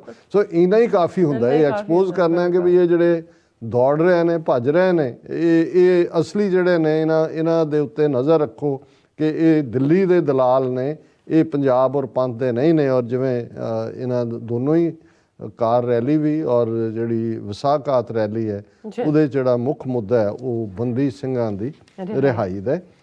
ਇਸੇ ਤਰ੍ਹਾਂ ਦਲ ਖਾਲਸਾ ਵੱਲੋਂ, ਕਿਉਂਕਿ ਬਹੁਤ ਵਾਰੀ ਕਹੀ ਹੈ, ਕਹਿਣਗੇ ਜੀ ਇੱਥੇ ਬਾਹਰ ਰੌਲਾ ਪਾਉਣ ਦਾ ਕੀ ਹੈ, ਅਸੀਂ ਇਹ ਵੀ ਦੱਸੀਏ ਕਿ ਉੱਥੇ ਵੀ ਥਾਂ ਥਾਈਂ ਇਸ ਨੂੰ ਇੰਡੀਅਨ ਸਿਸਟਮ ਨੂੰ ਚੈਲੰਜ ਕੀਤਾ ਜਾਂਦਾ ਹੈ। ਔਰ ਦਲ ਖਾਲਸਾ ਵੱਲੋਂ ਇਸ ਮੌਕੇ ਦੇ ਉੱਤੇ ਉਹਨਾਂ ਨੇ ਜਿਹੜੀਆਂ ਨੇ ਸਿੱਖ ਜਥੇਬੰਦੀਆਂ ਨੇ ਮਿਲ ਕੇ, ਜਿਨ੍ਹਾਂ 'ਚ Sikh youth of Punjab, Sikh youth federation Bhindranwala all India Sikh student federation ਵੱਲੋਂ ਇਸ 26 ਜਨਵਰੀ ਨੂੰ ਵਿਸਾਖਾਤ ਤੇ ਕਾਲੇ ਦਿਨ ਵਜੋਂ ਯਾਦ ਕੀਤਾ ਜਾਏਗਾ। ਔਰ ਇਸ ਦੇ ਨਾਲ ਨਾਲ ਉਹਨਾਂ ਨੇ ਬੰਦੀ ਸਿੰਘਾਂ ਦੀ ਰਿਹਾਈ ਔਰ ਬਹਿਬਲ ਗੋਲੀकांड 'ਚ ਇਨਸਾਫ ਲੈਣ ਲਈ ਔਰ ਜਿਹੜੇ ਮਨਘੜਤ ਕੇਸ ਸਿੱਖ ਨੌਜਵਾਨਾਂ 'ਤੇ ਪਾਏ ਜਾ ਰਹੇ ਨੇ, ਇਸ ਮੌਕੇ ਦੇ ਉੱਤੇ ਭਰਪੂਰ ਇਸ ਦੇ ਉੱਤੇ ਇੱਕ ਪ੍ਰੋਟੈਸਟ ਹੋਏਗਾ। ਔਰ ਉਹਨਾਂ ਨੇ ਦੱਸਿਆ ਕਿ ਵੀ ਇਹ ਜਿਹੜਾ ਪ੍ਰੋਟੈਸਟ ਮਾਰਚ ਹੈ ਇਹ ਗੁਰੂ ਕੀ ਨਗਰੀ ਅੰਮ੍ਰਿਤਸਰ 'ਚ ਭੰਡਾਰੀ ਪੁਲ ਤੋਂ ਸਵੇਰੇ 11:30 ਵਜੇ ਸ਼ਾਂਤਮਈ ਰੋਸ ਮੁਜ਼ਾਹਰੇ ਦੀ ਸ਼ੁਰੂਆਤ ਹੋਏਗੀ ਔਰ ਇਹ ਵਿਰਾਸਤੀ ਮਾਰਗ 'ਚ ਲੱਗੇ ਮਹਾਰਾਜਾ ਰਣਜੀਤ ਸਿੰਘ ਦੇ ਬੁੱਤ ਤੱਕ ਮਾਰਚ ਕੱਢਿਆ। ਇਹ ਸਿੰਬੋਲਿਜ਼ਮ ਹੁੰਦਾ ਕਿ ਭਾਈ ਅੱਜ ਅਸੀਂ ਸਫ਼ਰ ਇਸ ਲਈ ਕਰ ਰਹੇ ਹਾਂ ਕਿ ਭਾਈ ਸਾਡੇ ਕੋਲ ਰਾਜ ਭਾਗ ਨਹੀਂ ਹੈ। ਸੋ ਉਹਨਾਂ ਨੇ ਜਿਹੜਾ ਭੰਡਾਰੀ ਪੁਲ ਤੋਂ ਮਹਾਰਾਜਾ ਰਣਜੀਤ ਸਿੰਘ ਦੇ ਬੁੱਤ ਤੱਕ ਜਿਹੜਾ ਵਿਰਾਸਤੀ ਮਾਰਗ ਤੇ ਲੱਗਾ ਹੈ ਇਹ ਕੱਢਿਆ ਜਾਏਗਾ। ਔਰ ਉੱਪਰਲੀਆਂ ਜਥੇਬੰਦੀਆਂ ਤੋਂ ਇਲਾਵਾ ਜਿਹੜੇ ਇਸ ਦੇ ਵਿੱਚ ਤਾਵਨ ਕਰ ਰਹੀਆਂ ਨੇ ਜਥੇਬੰਦੀਆਂ, ਭਾਰਤੀ ਕਿਸਾਨ ਯੂਨੀਅਨ ਦੁਆਬਾ, ਦੁਆਬਾ ਕਿਸਾਨ ਕਮੇਟੀ ਪੰਜਾਬ, ਆਜ਼ਾਦ ਕਿਸਾਨ ਕਮੇਟੀ ਦੁਆਬਾ, ਸਿੱਖ ਅਲਾਇੰਸ ਤੇ ਅਕਾਲ ਸਟੂਡੈਂਟ ਫੈਡਰੇਸ਼ਨ ਨਾਲ ਮਿਲ ਕੇ ਫਿਰ 27 ਜਨਵਰੀ ਨੂੰ ਫਗਵਾੜੇ ਦੇ ਵਿੱਚ ਕੇਂਦਰੀ ਮਿਨਿਸਟਰ BJP ਦਾ ਸੋਮਨਾਥ ਆ ਰਿਹਾ। ਸੋ ਇਸ ਦਾ ਘਿਰਾਓ ਕਰਨ ਦੀ ਪਲੈਨਿੰਗ ਵੀ ਹੈ। ਸੋ ਅਸੀਂ ਇਹ ਅਪੀਲ ਵੀ ਕਰਾਂਗੇ ਕਿ ਵਾਸ਼ਿੰਗਟਨ DC ਦੇ ਪ੍ਰੋਟੈਸਟ ਵਿੱਚ, ਟੋਰਾਂਟੋ ਦੀ ਕਾਰ ਰੈਲੀ 'ਚ, ਮੌਂਟਰੀਆਲ 'ਚ ਔਰ ਹੋਰ ਥਾਵਾਂ 'ਤੇ ਵੀ, ਵੈਨਕੂਵਰ ਦੇ ਵਿੱਚ ਵੀ, ਜਿੱਥੇ ਜਿੱਥੇ ਵੀ ਸਾਡੀ ਆਵਾਜ਼ ਪਹੁੰਚਦੀ ਹੈ, ਹਾਲਾਂ ਕੋਈ ਸਾਡੀ ਅਪੀਲ ਦੇ ਮੁਹਤਾਜ ਨਹੀਂ ਨੇ, ਜਿਨ੍ਹਾਂ ਨੇ ਪਲਾਨ ਕੀਤਾ ਹੈ ਉਹ ਜ਼ਰੂਰ ਜਾਣਗੇ, ਉਹਨਾਂ ਦੇ ਵਿੱਚ ਜ਼ਰੂਰ ਪਾਰਟਿਸਿਪੇਸ਼ਨ ਕੀਤੀ ਜਾਏ। ਬਿਲਕੁਲ। ਹੁਣ ਇੱਕ ਪਾਸੇ ਜ਼ਾਹਰ ਹੈ ਕਿ ਇਹਨਾਂ 72-73 ਸਾਲਾਂ ਦੀ ਨਹੀਂ, ਅਸੀਂ ਤਾਂ ਜਦੋਂ ਗੱਲ ਕਰਦੇ ਹਾਂ ਕਿਉਂਕਿ 15 ਅਗਸਤ 1947 ਤੋਂ ਹੀ ਸਾਡਾ ਦੁਖਾਂਤ ਸ਼ੁਰੂ ਹੋ ਜਾਂਦਾ ਹੈ ਤੇ ਭਾਰਤ ਦੇ ਵਿੱਚ ਸਿੱਖਾਂ ਨੇ 75 ਸਾਲਾਂ 'ਚ ਕੀ ਕੁਛ ਨਹੀਂ ਸਹਿਆ, ਇੱਕ ਤੋਂ ਬਾਅਦ ਇੱਕ ਨਸਲਕੁਸ਼ੀ, ਉਸ ਦੀ ਕਹਾਣੀ ਅਸੀਂ ਪਿਛਲੇ 10 ਸਾਲ ਤੋਂ ਲਗਾਤਾਰਤਾ ਨਾਲ ਬਿਆਨਦੇ। ਪਰ ਇਹ ਵੀ ਦੇਖ ਲਈਏ ਕਿ ਦੁਸ਼ਮਣ ਨੇ ਇਸ 73ਵੀਂ ਜਿਹੜਾ ਵਰ੍ਹੇਗੰਢ ਦੇ ਉੱਤੇ ਕੀ ਕੀਤਾ। ਉਹੀ ਝੂਠ, ਉਹੀ ਉਹਨਾਂ ਦਾ ਪ੍ਰੈਜ਼ੀਡੈਂਟ ਕੋਵਿੰਦ ਜਿਹੜਾ ਉਹ ਇਹ ਕਹਿ ਰਿਹਾ new India is emerging strong and sensitive. ਹੁਣ ਕਿਹੜਾ ਇਹ ਨਿਊ ਇੰਡੀਆ? ਔਰ ਉਹਦੇ 'ਚ ਤੁਸੀਂ ਦੇਖੋ ਕਿ ਜਿਸ ਮੁਲਕ 40-45 ਲੱਖ ਲੋਕ ਕੋਵਿਡ ਨਾਲ ਮਰ ਗਏ ਹੋਣ, ਆਕਸੀਜਨ ਦੀ ਘਾਟ ਖੁਣੋਂ ਮਰ ਗਏ ਹੋਣ, ਔਰ ਉਹਦੇ 'ਚੋਂ ਬਹੁਤ ਤਾਰੀਫ ਕਰ ਰਿਹਾ ਮੋਦੀ ਸਰਕਾਰ ਦੀ, ਕਿਉਂਕਿ ਪ੍ਰੈਜ਼ੀਡੈਂਟ ਨੇ ਤਾਂ ਲਿਖਿਆ ਬਿਆਨ ਪੜ੍ਹਨਾ ਹੁੰਦਾ ਕਿ ਕੋਵਿਡ ਨੂੰ ਜਿਹੜਾ ਬਹੁਤ ਚੰਗੇ ਢੰਗ ਦੇ ਨਾਲ ਹੈਂਡਲ ਕੀਤਾ। ਔਰ ਦੇਖੋ ਆਤਮ ਨਿਰਭਰ ਭਾਰਤ ਅਭਿਆਨ ਅਸੀਂ ਸ਼ੁਰੂ ਕੀਤਾ ਹੈ ਔਰ ਸਾਡੀ ਇਕੋਨਮੀ ਬਹੁਤ ਜਿਹੜੀ ਹੈ ਇਸ ਸਾਲ 'ਚ ਹੋਰ ਵੀ ਅੱਗੇ ਜਾਏਗੀ। ਉਹ ਤੁਸੀਂ ਸੁਕੜ ਕੇ $2 ਟ੍ਰਿਲੀਅਨ ਤੋਂ ਵੀ ਥੱਲੇ ਚਲੇ ਗਏ ਹੋ। ਬੇਰੁਜ਼ਗਾਰੀ ਦਾ ਹਾਲ ਇਹ ਹੈ ਕਿ ਵੀ ਇਸ ਵੇਲੇ ਯੂਪੀ ਬਿਹਾਰ 'ਚ ਵੱਡੀ ਗਿਣਤੀ 'ਚ ਪ੍ਰੋਟੈਸਟ ਹੋ ਰਹੇ ਨੇ, ਪੁਲਿਸ ਲਾਠੀਚਾਰਜ ਹੋ ਰਹੇ ਨੇ। ਇਹਦੇ 'ਤੇ ਪੂਰੀ ਅੱਜ NDTV ਦੀ ਰਿਪੋਰਟ ਸੀ ਕਿ ਕਿਵੇਂ ਜਿਨ੍ਹਾਂ ਤੋਂ ਐਪਲੀਕੇਸ਼ਨਾਂ ਲਈਆਂ ਰੇਲਵੇ ਨੌਕਰੀਆਂ ਦੇ ਵਿੱਚ 2-2 ਸਾਲ ਹੋ ਗਏ ਨੇ ਔਰ ਜਿੰਨੀ ਕਿ ਐਪਲੀਕੇਸ਼ਨ ਫੀਸ ਰੱਖੀ ਹੁੰਦੀ ਹੈ 230 ਕਰੋੜ ਉਸ ਐਪਲੀਕੇਸ਼ਨ ਫੀਸ ਦਾ ਇਕੱਠਾ ਕੀਤਾ ਹੋਇਆ, ਲੇਕਿਨ ਕੋਈ ਨੌਕਰੀ ਨਹੀਂ, ਕੋਈ ਕਿਸੇ ਦੀ ਅਪਾਇੰਟਮੈਂਟ ਨਹੀਂ, ਕੋਈ ਨਤੀਜੇ ਨਹੀਂ। ਸੋ ਇਹ ਤਾਂ ਉਸ ਹੱਦ ਤੱਕ ਲੈ ਗਏ ਨੇ ਕਿ ਜਿਵੇਂ ਕੋਈ ਬਾਦਸ਼ਾਹ ਬਾਰੇ ਸੀ ਕਿ ਉਹ ਕਬਰਾਂ ਵੀ ਪੁੱਟ ਕੇ ਕਹਿੰਦਾ ਸੀ ਵੀ ਉਹਦੇ 'ਚ ਵੀ ਕੋਈ ਜਿਹੜਾ ਨਾਲ ਕਬਰ 'ਚ ਕਿਸੇ ਦੇ ਕੋਈ ਸਿੱਕਾ ਮਿਲ ਜਾਏ, ਕੋਈ ਦੱਬਿਆ ਹੋਏ ਤਾਂ ਉਸ ਨੂੰ ਵੀ ਕੱਢ ਲਓ। ਔਰ ਨਾਲ ਦੀ ਨਾਲ ਇਹਨਾਂ ਦਾ ਪ੍ਰੈਜ਼ੀਡੈਂਟ ਝੂਠ ਬੋਲ ਕੇ ਕਹਿੰਦਾ ਕਿ ਇਸ ਵੇਲੇ ਦੇਖੋ ਹੁਣ ਅਸੀਂ 에ਅਰਕ੍ਰਾਫਟ ਕੈਰੀਅਰ ISC ਵਿਕਰਾਂਤ ਵੀ ਸ਼ਾਮਲ ਕਰ ਲਿਆ ਔਰ ਹੁਣ India is now ਅਮੰਗਸ world's leading naval powers, ਕਿ ਅਸੀਂ ਦੇਖੋ ਦੁਨੀਆ ਦੀ ਕਿੰਨੀ ਵੱਡੀ ਲੀਡਿੰਗ ਪਾਵਰ ਬਣ ਗਏ।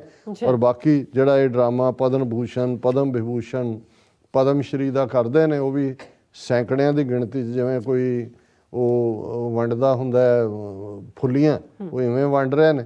ਪਰ ਮੈਨੂੰ ਇਹ ਲੱਗਿਆ ਕਿ ਵੀ ਇਹ ਜਿਵੇਂ ਜਨਰਲ ਰਾਵਤ ਜਿਸ ਲੈਵਲ ਦਾ ਇਹਨੂੰ ਇਹ ਲੈ ਗਏ ਸੀ ਔਰ ਉਹਦੀ ਮੌਤ ਜਿਵੇਂ ਕਰਵਾਈ ਗਈ, ਉਹ ਵੀ ਸ਼ੱਕ ਦੇ ਘੇਰੇ 'ਚ ਹੈ। ਪਰ ਉਹਨੂੰ ਜਨਰਲ ਰਾਵਤ ਨੂੰ ਜਿਹੜਾ ਇਹਨਾਂ ਨੇ ਪਦਮ ਵਿਭੂਸ਼ਣ ਅਵਾਰਡ ਦਿੱਤਾ ਹੈ। ਹਾਲਾਂਕਿ ਉਹੀ ਪਦਮ ਵਿਭੂਸ਼ਣ ਇੱਕ ਡਿਸਮਿਸਡ UP ਦਾ ਕਲਿਆਣ ਸਿੰਘ, ਜਿਹਦੇ ਵੇਲੇ ਬਾਬਰੀ ਮਸਜਿਦ ਢਾਈ ਗਈ, ਉਹਨੂੰ ਵੀ ਦਿੱਤਾ ਹੈ। ਸੋ ਇਹ ਤੋਂ ਮੈਨੂੰ ਲੱਗਦਾ ਹੈ ਕਿ ਵੀ ਇਹ ਪੂਰੇ ਇਨਸਲਟ ਕਰਨ ਤੇ ਆਏ ਹੋਏ ਨੇ। ਔਰ ਈਵਨ ਇੱਕ ਬੁੱਧਾ ਦੇਵ ਭੱਟਾਚਾਰੀ ਹੈ ਜਿਹਨੂੰ ਪਦਮ ਭੂਸ਼ਣ ਦਿੱਤਾ ਗਿਆ ਹੈ, ਬੰਗਾਲ ਦਾ ਚੀਫ ਮਿਨਿਸਟਰ ਰਿਹਾ, ਉਹਨੇ ਇਹਨਾਂ ਦੇ ਮੂੰਹ 'ਤੇ ਮਾਰਦਿਆਂ ਉਹਨੂੰ ਰਿਜੈਕਟ ਕੀਤਾ। ਉਹਨੇ ਕਿਹਾ ਕਿ ਵੀ ਇਹ ਮੈਨੂੰ ਨਹੀਂ ਤੁਹਾਡੇ ਇਸ ਦੀ ਲੋੜ। ਔਰ ਇਸ ਮੌਕੇ ਨੂੰ ਵੀ ਈਵਨ ਮੋਦੀ ਇਸਤੇਮਾਲ ਕਰ ਰਿਹਾ ਹੈ। PM Modi calls for discussion on one nation one election.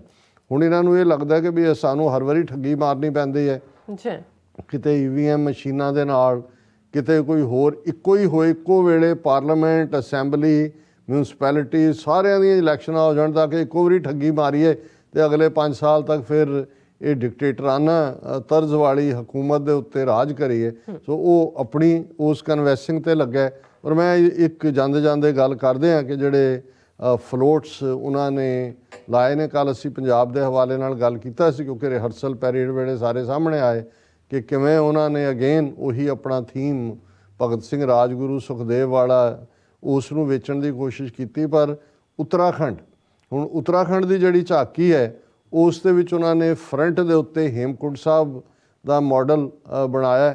ਉਸ ਜਿਹੜੀ ਹੈ ਵਾਹਿਗੁਰੂ ਵਾਹਿਗੁਰੂ ਦੀ ਧੁਨੀ ਵੀ ਨਿਕਲ ਰਹੀ ਹੈ ਔਰ ਉਹਦੀ ਬੈਕ ਦੇ ਉੱਤੇ ਜਿਹੜਾ 4 ਧਾਮ ਜਿਹੜੇ ਇਹਨਾਂ ਦੇ ਨੇ, ਉਹਨਾਂ ਦੇ ਨਾਲ ਜਿਹੜਾ ਬਦਰੀਨਾਥ ਦਾ ਜਿਹੜਾ ਉਹ ਵੀ ਵੱਡਾ ਇੱਕ ਇਮੇਜ ਉਹਦੇ ਨਾਲ ਜੋੜਿਆ ਔਰ ਵਿਚਕਾਰ ਇੱਕ ਫੁੱਲਾਂ ਦੀ ਘਾਟੀ ਬਣਾਈ ਹੈ। ਸੋ ਹੁਣ ਕਈਆਂ ਨੂੰ ਜਿਹੜੇ ਇਸ ਵੇਲੇ ਮੋਦੀ ਸਟੂਜਿਸ ਨੇ, ਜਿਨ੍ਹਾਂ ਦਾ ਅਸੀਂ ਜ਼ਿਕਰ ਕਰਾਂਗੇ ਅਗਲੇ ਟੌਪਿਕਸ ਦੇ ਵਿੱਚ, ਉਹ ਤਾਂ ਉਹਦੀ ਤਾਰੀਫ ਤੇ ਲੱਗੇ ਨੇ। ਦੇਖੋ ਜੀ ਸਿੱਖਾਂ ਨੂੰ ਕਿੰਨੀ ਰੈਕਗਨੀਸ਼ਨ ਦੇ ਰਹੇ ਨੇ। ਹੁਣ ਵੀ ਕਹਿਣਗੇ ਦੇਖੋ ਜੀ ਹੇਮਕੁੰਟ ਸਾਹਿਬ ਮੋਦੀ ਨੇ ਉਹਦੀ ਝਾਂਕੀ ਉੱਤਰਾਖੰਡ ਦੀ, ਜਿੱਥੇ BJP ਦਾ ਰਾਜ ਆ, ਉਹਨਾਂ ਨੇ ਹੇਮਕੁੰਟ ਸਾਹਿਬ ਦੀ ਬਣਾਈ। ਇਹ ਬੇਵਕੂਫ ਇਹ ਨਹੀਂ ਸਮਝਦੇ ਕਿ ਭਾਈ ਕਿਵੇਂ ਇਸ ਦੇ ਨਾਲ ਬਦਰੀਨਾਥ ਦੇ ਨਾਲ ਉਹਨੂੰ ਜੋੜ ਕੇ ਹਿੰਦੂ ਤੇ ਸਿੱਖ ਇੱਕ ਕਲੱਬ ਕਰਨ ਦੀ ਲਾਇਨ, ਉਹੀ ਵੀਰ ਬਾਲ ਦਿਵਸ ਵਾਲੀ ਸਟ੍ਰੈਟਜੀ, ਉਹੀ ਕਿਉਂਕਿ ਜਿੱਥੇ ਤਾਂ ਤੁਹਾਡਾ ਹਿਸਟੋਰੀਕਲ ਥਾਵਾਂ ਨੇ, ਉਹ ਗੁਰਦੁਆਰਾ ਗਿਆਨ ਗੋਦੜੀ ਹੋਏ ਹਰਿਦੁਆਰ ਦੇ ਵਿੱਚ, ਜਾਂ ਗੁਰਦੁਆਰਾ ਡਾਂਗਮਾਰ ਹੋਏ ਸਿੱਕਮ 'ਚ, ਜਾਂ ਜਿਹੜਾ ਮੰਗੂ ਮੱਠ ਹੋਏ ਉੜੀਸਾ, ਤੁਹਾਡੀ ਹਿਸਟਰੀ ਤਾਂ ਉਹਨਾਂ ਨੇ ਤਬਾਹ ਕਰ ਰਹੇ ਨੇ, ਤਾਂ ਗੁਰਦੁਆਰੇ ਮਿਟਾ ਦਿੱਤੇ। ਪਰ ਇੱਕ ਹੇਮਕੁੰਟ ਸਾਹਿਬ ਬੇਸ਼ੱਕ ਜਿਹਦੀ ਇਹਦੇ ਨਾਲ ਸ਼ਰਧਾ ਜੁੜੀ ਹੋਈ ਹੈ ਬਹੁਤ ਸਾਰਿਆਂ ਦੀ, ਮੈਂ ਉਸ 'ਤੇ ਕੋਈ ਟਿੱਪਣੀ ਨਹੀਂ ਕਰਦਾ, ਪਰ ਉਹਨੂੰ ਨਾਲ ਬਦਰੀਨਾਥ ਦੇ ਕਲੱਬ ਕਰਕੇ ਇਹੀ ਦੱਸਣ ਦੀ ਕੋਸ਼ਿਸ਼ ਹੈ ਕਿ ਭਾਈ ਇਹ ਜਿਹੜਾ ਅਲਟੀਮੇਟਲੀ ਸਿੱਖ ਹਿੰਦੂਆਂ ਦਾ ਹੀ ਹਿੱਸਾ ਨੇ। ਸੋ ਇਹ ਉਹਨਾਂ ਦੀ ਸਾਈਡ ਹੈ। ਬਾਕੀ ਸਾਡੇ ਲਈ ਤਾਂ ਅਸੀਂ ਇਹ ਸਮਝਦੇ ਹਾਂ ਕਿ ਇਹਨੂੰ ਬੇਸ਼ੱਕ, ਕਿਉਂਕਿ ਅਸੀਂ ਧੋਖਾ ਦਿਵਸ, ਵਿਸਾਖਾ ਦਿਵਸ ਇਹ ਸਾਰੇ ਕਹਿੰਦੇ ਹਾਂ, ਇਹ ਜੂਨ 84 ਤੱਕ ਜਿਹਨੂੰ ਵੀ ਤਵੱਕੋ ਸੀ ਕਿ ਸ਼ਾਇਦ ਜੋ ਉਹਨਾਂ ਨੇ ਸਾਡੇ ਨਾਲ ਵਾਅਦਾ ਖਿਲਾਫੀ ਕੀਤੀ ਹੈ ਉਹਨੂੰ ਰੈਕਟੀਫਾਈ ਕਰਨ, ਲੇਕਿਨ ਜੂਨ 84 ਤੋਂ ਬਾਅਦ ਤਾਂ ਅਸੀਂ ਖਾਲਿਸਤਾਨ ਦੇ ਝੰਡੇ ਨੂੰ ਹੀ ਜਿਹੜਾ ਲਾਲ ਕਿਲ੍ਹੇ ਦੇ ਉੱਤੇ ਔਰ ਦਰਿਆਏ ਜਮਨਾ ਤੋਂ ਵਾਘਾ ਤੱਕ ਇੰਡੀਪੈਂਡੈਂਟ ਸੋਵਰਨ ਨੇਸ਼ਨ ਖਾਲਿਸਤਾਨ ਦੀ ਤਾਮੀਰ ਨੂੰ ਲੈ ਕੇ ਹੀ ਜਿਹੜਾ ਇਸ ਦੇ ਉੱਤੇ ਹੀ ਸਾਡਾ ਫੋਕਸ ਹੈ। ਬਾਕੀ ਜ਼ਰੂਰ ਕਿਉਂਕਿ ਜੋ ਰੋਜ਼ਾਨਾ ਘਟਨਾਕ੍ਰਮ ਹੁੰਦਾ ਹੈ ਉਸ ਦੀ ਚਰਚਾ ਕਰਨੀ ਬਣਦੀ ਹੈ ਔਰ ਅਸੀਂ ਉਹ ਕਰਦੇ ਹਾਂ। ਜੀ ਡਾਕਟਰ ਸਾਹਿਬ ਤੁਹਾਡਾ ਬਹੁਤ ਬਹੁਤ ਸ਼ੁਕਰੀਆ, ਤੁਸੀਂ ਆਪਣੇ ਵਿਚਾਰ ਸਾਡੇ ਦਰਸ਼ਕਾਂ ਨਾਲ ਸਾਂਝੇ ਕੀਤੇ ਨੇ। ਸੋ ਇੱਥੇ ਲੈਣੇ ਬ੍ਰੇਕ, ਔਰ ਬ੍ਰੇਕ ਤੇ ਜਾਣ ਤੋਂ ਪਹਿਲਾਂ ਅਸੀਂ ਆਪਣੇ ਦਰਸ਼ਕਾਂ ਤੇ ਸਰੋਤਿਆਂ ਨੂੰ ਅਪੀਲ ਤੇ ਬੇਨਤੀ ਕਰਦੀ ਵਿਊਅਰਸ, ਜਿਸ ਤਰ੍ਹਾਂ ਕਿ ਤੁਸੀਂ ਜਾਣਦੇ ਹੋ ਕਿ TV84 ਇੱਕ ਪੰਥਕ ਚੈਨਲ ਹੈ ਔਰ TV84 ਦੀ ਚੜ੍ਹਦੀ ਕਲਾ ਲਈ ਵੱਧ ਤੋਂ ਵੱਧ ਡੋਨੇਟ ਕਰੋ। ਡੋਨੇਟ ਕਰਨ ਲਈ ਸਾਡੀ ਵੈਬਸਾਈਟ TV84.tv ਤੇ ਜਾ ਕੇ ਪੇਪਾਲ ਦੀ ਵਰਤੋਂ ਕਰਕੇ ਵਨ ਟਾਈਮ ਡੋਨੇਟ ਕਰ ਸਕਦੇ ਹੋ, ਮੰਥਲੀ ਡੋਨੇਟ ਵੀ ਕਰ ਸਕਦੇ ਹੋ। ਤੁਸੀਂ TV84 ਦੇ ਨਾਮ ਤੇ ਚੈੱਕ ਬਣਾ ਕੇ ਸਾਨੂੰ ਮੇਲ ਵੀ ਕਰ ਸਕਦੇ ਹੋ ਸਾਡੇ ਇਸ ਪਤੇ ਤੇ 36-01 37th Avenue Long Island City, New York 11101 USA, ਜਾਂ ਫਿਰ ਤੁਸੀਂ ਸਾਨੂੰ ਫੋਨ ਰਾਹੀਂ ਵੀ ਸੰਪਰਕ ਕਰ ਸਕਦੇ ਹੋ ਸਾਡੇ ਫੋਨ ਨੰਬਰ ਤੇ 5166191984 ਤੁਸੀਂ ਸਾਨੂੰ ਈਮੇਲ ਵੀ ਕਰ ਸਕਦੇ ਹੋ info@tv84.tv ਤੇ। ਅਸੀਂ ਤੁਹਾਡੇ ਤਹਿ ਦਿਲ ਤੋਂ ਸ਼ੁਕਰਗੁਜ਼ਾਰ ਹੋਵਾਂਗੇ। ਸੋ ਇੱਥੇ ਲੈਣੇ ਬ੍ਰੇਕ। ਵਿਊਅਰਸ ਤੁਸੀਂ ਸਾਨੂੰ ਇਸੇ ਤਰ੍ਹਾਂ ਬਣੇ ਰਹਿਣਾ। ਮਿਲਦੇ ਹਾਂ ਛੋਟੇ ਜਿਹੇ ਵਕਫੇ ਤੋਂ ਬਾਅਦ।